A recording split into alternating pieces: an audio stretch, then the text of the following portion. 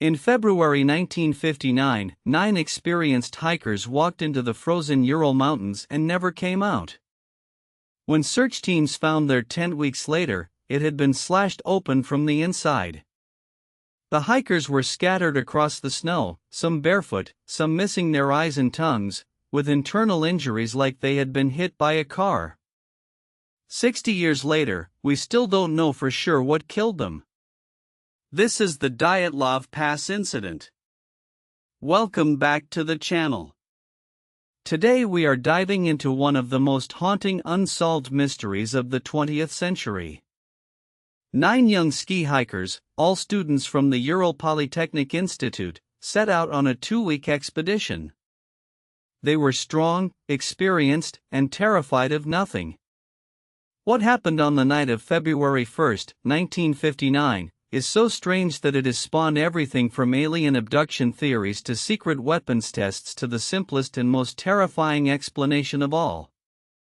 So grab a warm drink, and let's walk through the evidence together. First, the setup. The group was led by Igor Dyatlov, a 23-year-old with a passion for the wilderness. His team included engineers, students, and a rugged war veteran named Semyon Zolotaryov. They were aiming for a peak called Otorten, a 10-kilometer trek through some of the most brutal terrain in the Soviet Union. The trip was planned for late January and early February, the absolute worst time of year. On January 27, they started their trek.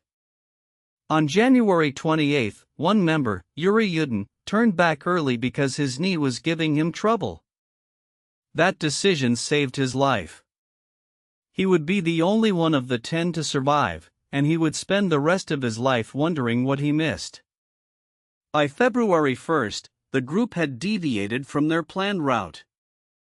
Bad weather had dropped visibility to almost nothing, so they made camp on the open slope of a mountain called Kholat Syakhl. In the local Mansi language, that name means dead mountain. And that is where the story gets strange.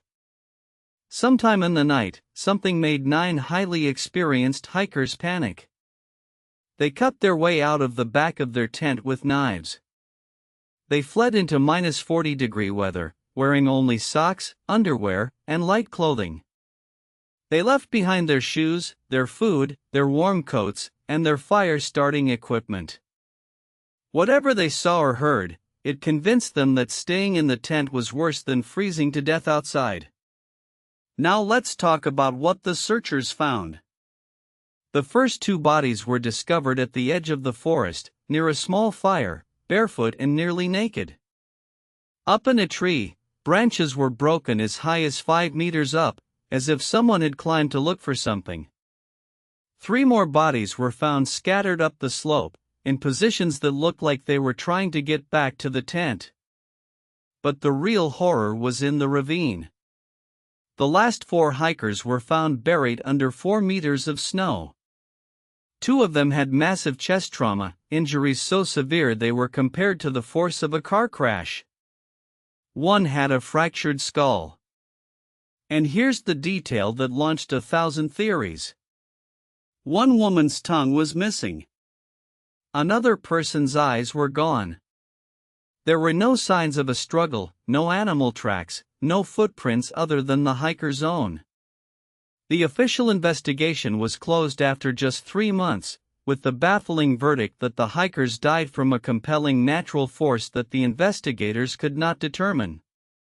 So what actually happened? Let's look at the leading theories, starting with the most scientific. In 2020, a major Russian investigation concluded that a slab avalanche was the most likely cause. Here's the idea. The hikers cut the tent to escape a sudden rush of snow and ice. They fled downhill to the forest, and were caught in freezing temperatures and worsening hypothermia. But critics point out a huge problem. There was no snow on the tent when it was found, and the slope was not steep enough for a typical avalanche. An alternative scientific theory points to infrasound. Low frequency. Sound waves, which can be generated by wind moving over mountain ridges, can cause intense panic and disorientation in humans.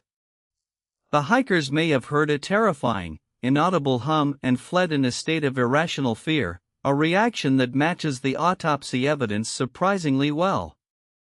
And then there are the conspiracy theories, and you have to admit, some of them are compelling. The area was near secret Soviet military activity. Some researchers believe the hikers stumbled onto a secret weapons test, possibly involving rockets or experimental technology, and were silenced. There were reports of glowing orange spheres seen in the sky over the Urals around the same time. Others point to the radiation found on some of the clothing, and the fact that the entire region was closed to outsiders for 3 years after the incident. One team of researchers even suggested the injuries could have been caused by a secret military weapon generating a shockwave. The truth is, the Soviet government's own files were kept classified for decades, which only fueled the suspicion that someone powerful wanted the story to disappear. So what's the verdict? The most likely explanation, according to modern science, is a combination of a rare weather event and human panic. A sudden avalanche or a slab of snow collapsing, followed by hypothermia in brutal cold, and the horrific injuries caused by the body freezing and being buried under heavy snow. But the mystery endures, because the evidence will never be complete. The hikers took their answers to their graves on Dead Mountain.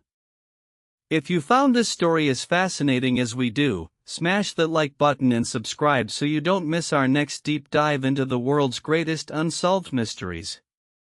And if you have your own theory about the Dyatlov Pass incident, drop it in the comments.